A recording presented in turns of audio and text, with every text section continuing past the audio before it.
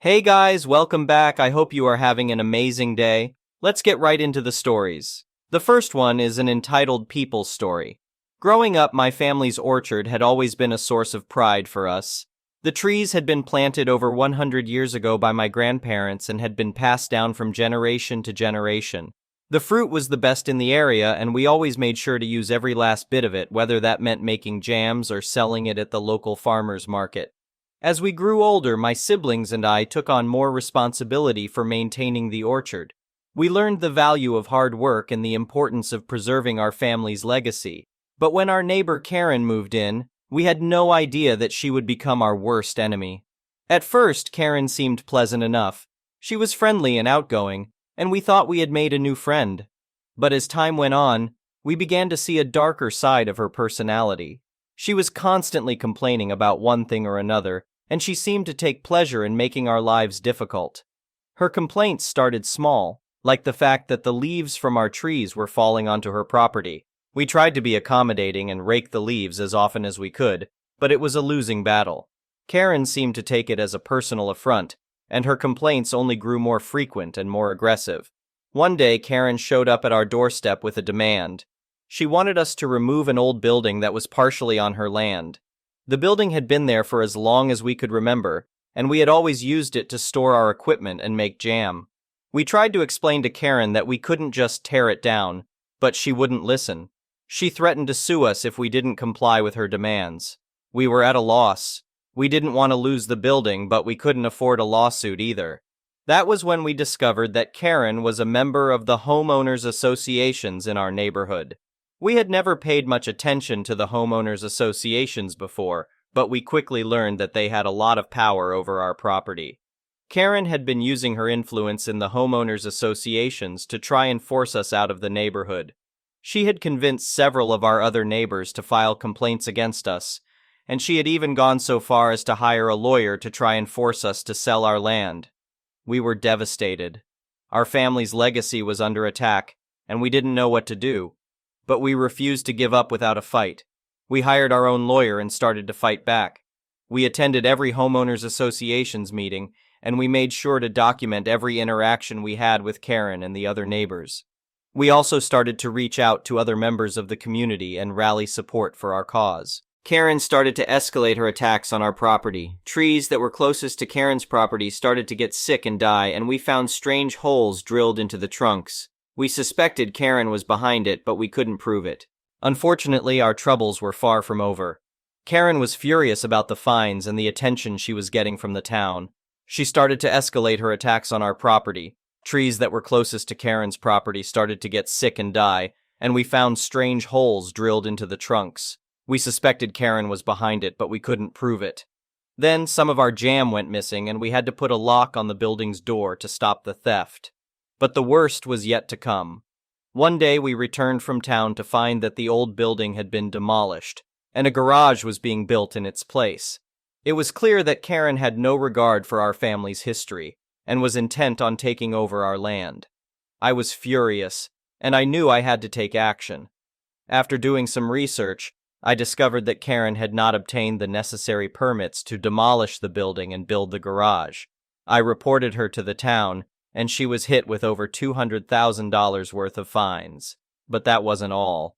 I had installed cameras around the property, and they caught Karen in the act of damaging our trees.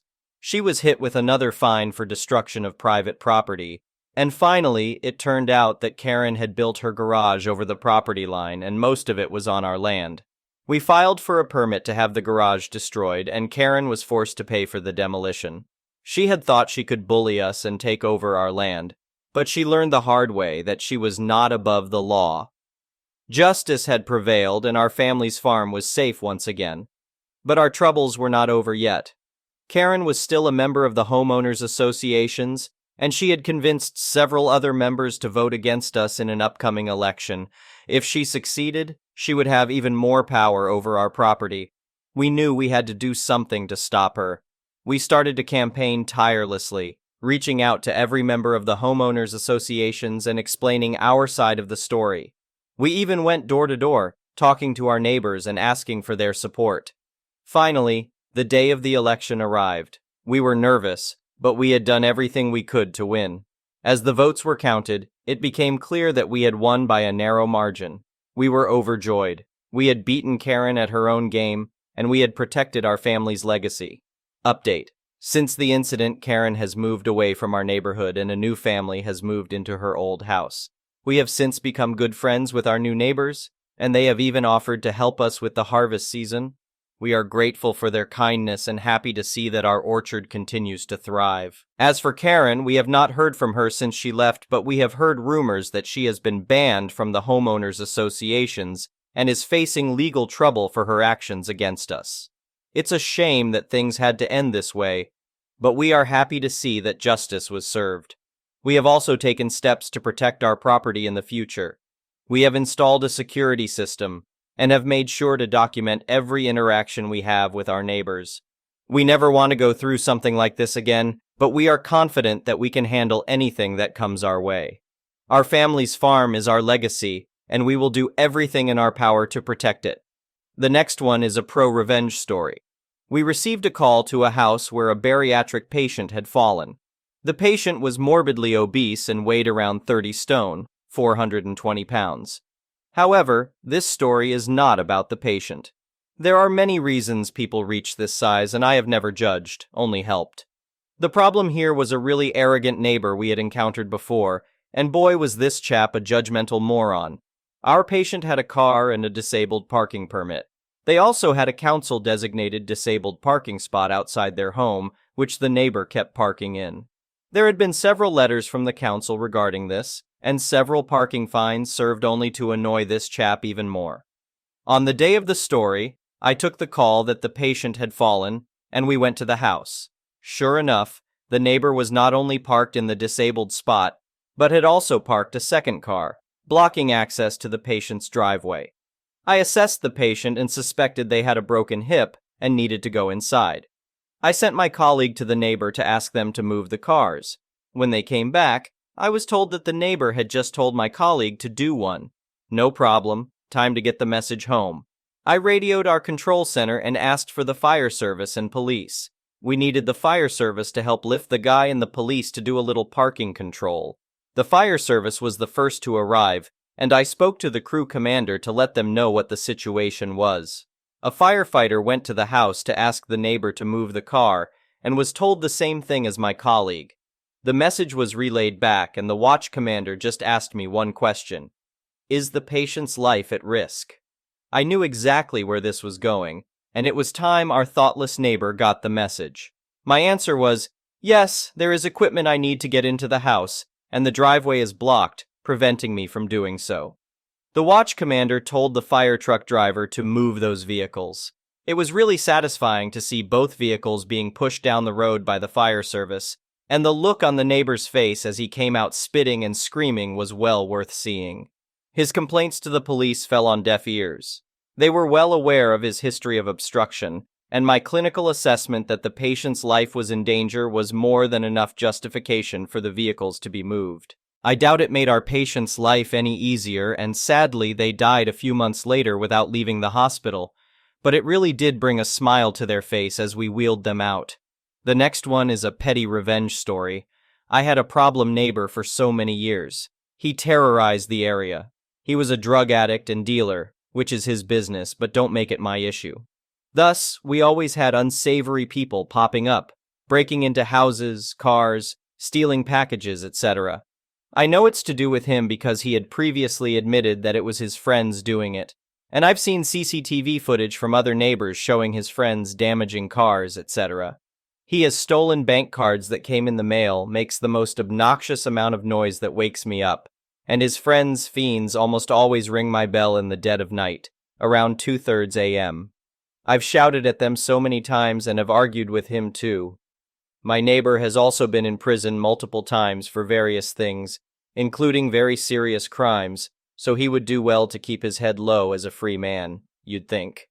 We live in a house converted into apartments, where there are 4 apartments and a main area downstairs to walk through where mail goes.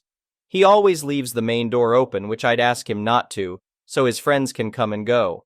Sometimes they'd kick the door down and trash the area. Whenever I'd get a package and I wasn't home, The delivery person would leave the package unattended in the front garden or the main area outside my door, despite me instructing them not to. My package would be stolen by my neighbor/his friends in seconds. This went on for years, and when confronted, he'd deny it. But I knew it was him. Other two apartments are old people who I'm friendly with, who also dislike him. The issue is I never had any proof. I once called the police after he wrote a note to me apologizing for his friend stealing my package, but that went nowhere. This time I wasn't going to let my over pound 250 worth of stolen packages go amiss. I put up a camera in the main area. I saved the boxes from some other packages, placed an apple and some plastic bags in there for weight, set them outside, and within 5 minutes they were stolen by his friend who hadn't seen the camera. Gotcha! I called the police, who commended me on my setup skills, and they came over, but by the time they did, the guy had left the building, with packed bags that were definitely filled with drugs to sell. They told me they'd look out for him. A few weeks later, I get a call from the police about it. I also tell them I'm absolutely certain he sells Class A drugs and has been terrorizing the area. They tell me they'd pay me a visit. 5 days go by, and at 7 a.m. I get a call from the same officer asking me to open the door quickly and quietly. I do, and she tells me to go inside, but not before I see about 15 plain-clothed officers hiding behind a wall. I look through the peephole, and they all storm inside, boot down his door, and arrest everyone inside. It was basically a crack house, as well as seize boxes of drugs. This was all caught on the camera I bought, so I sent the footage to the landlord. The police also get in touch with the landlord, and thus my neighbor is evicted on top of it. This was a month ago. None of his mail has been picked up, and I'm getting a lot of joy out of this. Moral of the story? Keep your hands to yourself. The next one is an entitled People Story. I like fresh ground pepper. My wife likes fresh ground pepper. My friends like fresh ground pepper. I particularly like it on my weekly Sunday breakfast, which, as it happens, takes place in the same local neighborhood diner as it has for 10 years. Alas, this diner deploys simple pepper shakers, inadequate for our tastes, so we bring along our own purse-sized mill. This diner, I should further point out, is generally patronized by regulars each Sunday morning, and we are on a smile and wave basis with most of them. As usual, this past Sunday, we were enjoying our breakfast, talking, laughing over stupid jokes. The usual. At the table to our immediate right was a couple about mid-50s, same as us, but unfamiliar to us, not regulars, and the man had a loud voice, so loud in fact that he made our conversation a little difficult. During a lull in our conversation, I heard him say, "Pass the pepper." My friends then mentioned that they were going for a bike ride later and wondered if we'd like to join them. I thought it over, and just as I was about to answer, I heard a scraping of a chair from the next table. Suddenly, the man with the loud voice was looming over our table. "I said pass the pepper, goddammit!" he barked, and reached across the table to grab my pepper mill. A cacophony of protest, surprise, queries, and exclamations followed. I managed to block his hand and looked up at him. "Hey, what are you doing?" I demanded. My friend, a very mild-mannered and gentle man, jumped to his feet and squared up. "Pass the pepper," the man snarled again. "What is so hard to understand?" I quickly slid the pepper mill off the table and into my pocket. Then I, too, stood up. "The pepper?" I asked. "You mean my pepper? That isn't the communal pepper." "What the hell is wrong with you?" he shouted. "I want the goddamn pepper!" At this point, his wife/girlfriend/companion, quicker on the uptake, realized his mistake and tried to get his attention. Roy, sit down, it's not Roy. Listen," she tried, but Roy, doubling down and in high dudgeon, was not to be denied. "Get that ducking pepper out of your pocket and hand it over now." Eyes were uncomfortably on us. Other tables were watching this play out in surprise and shock. At this point, a server approached with her arms full of someone else's breakfast. "Hey guys, not sure what's going on, but I have hot food here. Coming through." As she passed, Roy shouted again, and this time threw his hands in the air in a "what the hell" gesture. It all happened in a blur, and before the server could dodge, she was covered in sunny-side-up eggs, home fries, and sausage. "Roy!" the woman screamed. "What the hell? Hey, watch out! Oh no!" And a dozen other exclamations from the onlookers erupted all at once. "Duck!" Roy shouted. "See what you ducking did?" His wife had scrambled to her feet to assist the server, who dropped the second plate as well. My wife also got up to help, and the owner, Donna, a sweet-faced 65-year-old, suddenly emerged from the kitchen. "What is going on?" she said, alarmed. Everyone started talking at once, and Roy, Alpha Roy, shouted over everyone. "This a hole indicating me wouldn't pass me the pepper," he roared. Donna gaped uncomprehendingly at him for a moment. She looked at the mess on the floor, the now red-faced and furious Roy, the other customers, and then at me. "He what? There's pepper on your table?" "Roy!" his wife screamed again. "Apologize now and sit down." "It's my pepper mill," I said again, "not the restaurant's." "Ducking, idiot," Roy shouted. "Why didn't you say something, a-hole?" I laughed out loud and looked with amazed surprise at my friend. He stared straight at Roy and said in a quiet but firm voice, "Listen to your wife and sit down." Donna looked around at the mess and confusion. At this point, approximately 45 seconds had elapsed since Roy first lurched to his feet to steal my pepper.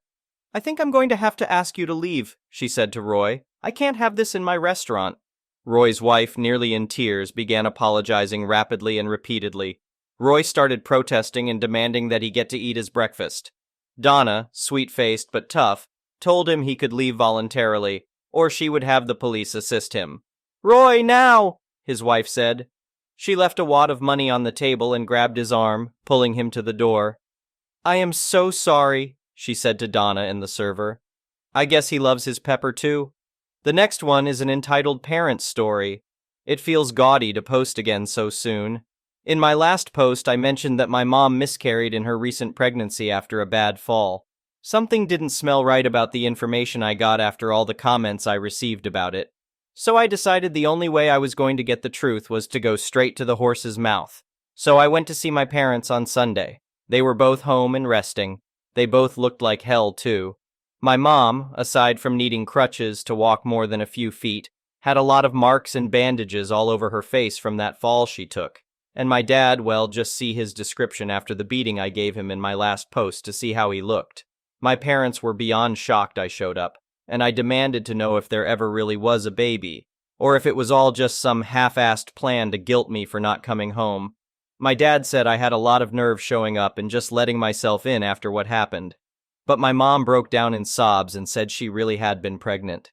She lurched into the bedroom and retrieved a small but kinda ornate-looking urn, and it had ashes inside it. I even checked to see if they looked or smelled like ashes from cigarettes or a barbecue or something, but they didn't smell anything like that. In fact, I barely smelled anything at all. I asked why they brought home the urn, claiming the ashes were in it before. I checked online and it said 7 to 10 days at least to get ashes back. And Mom was in the hospital no more than 5 days. My mom said they bought the urn online and expected to get the baby's ashes back when they went to the crematorium, and were really upset they couldn't bring the baby home yet, so they just waited until they could get the ashes a few days later, and then went out to get drunk. Mom claimed the crematorium did things a little quicker because she begged them. There were genuine tears in her eyes. I've seen her crocodile tears many times, but this didn't look like that. I got more information as to what happened about how my mom fell. She was running late to see her doctor, an OB-GYN or whatever they call them. Mom explained that she overslept while taking a nap and was trying to hurry out to make her appointment. Then she slipped on a toy while trying to get down the steps. The guardrails for the porch had rotted and broken off like 2 years ago, and Dad never fixed or replaced them. So my mom had nothing to grab onto in order to stop her fall. And down she went right off the porch and landed face and then belly into the ground. She even showed me marks all over her stomach from where she landed. She told me the baby would have been another boy. I've got 2 brothers and 2 sisters, and there would have been 1 more brother. Then Mom told me that a doctor warned her against ever trying to have another baby because her body might not be able to handle it again due to her age and prior injuries. I kind of figured that was the case after some things people messaged me about it, but it didn't make it any easier to hear in person. Finally, I asked the big question, why did she blame me? Mom started to say that day they showed up at my apartment was just really bad or something like that, but Dad finally spoke up and interrupted her. He yelled that it's because it was all my fault. If I'd done like he said and moved back home at Thanksgiving, then I would have been there to help. And now a baby is dead because of me. I yelled at him that if he'd actually bothered to fix the damn porch, then Mom might not have ever fallen. And that's on him. Plus, he didn't even bother to tell me Mom was pregnant back at Thanksgiving. Not that it would have changed anything. We continued yelling at each other, and rather than side with anyone, my mom just left the room crying. My dad looked like a lit match from how red he was, and he brandished his old hunting knife at me while yelling to get out of his house. As I was leaving, he said I was no longer his son. I told him that I hadn't seen him as a father in years because he was always a terrible dad. But before I went out the door, I said to him that I'd be filing for a restraining order, and if he ever lays a hand on my siblings like he tried to do with me, then next time he'll lose more than a couple of teeth. And I won't hesitate to call the police or CPS if he tries the same crap with my siblings as he did with me. He yelled plenty of insults at me from the front door like, "You son of a idiot!" I said back that was an insult to Mom, and he got red in the face again. Then I gave him a one-finger salute before riding away on my mountain bike. So yeah, I guess that's as good of an answer as I have for anyone. If this isn't the truth, then I don't know what is. But does it matter anymore? I'm filing for a restraining order as soon as I can, and I'll be looking to move apartments after I start bringing in money from my new job. I don't know if I'll feel like updating again after this. I'm just going to be depressed remembering all this. So I think I may be done here, unless my parents decide to do something bad to my siblings. But hopefully I've gotten my point across to them. I've already beaten Dad up twice, and he still looked somewhat afraid of me while clutching that knife. It felt like he was looking at a monster. Maybe I am in his eyes. But if my being a monster to him means he never hurts my siblings, then that's fine. I'll be the monster. Thank you for watching. I would really appreciate it if you could like the video and subscribe to our channel if you haven't already. We'll see you again tomorrow.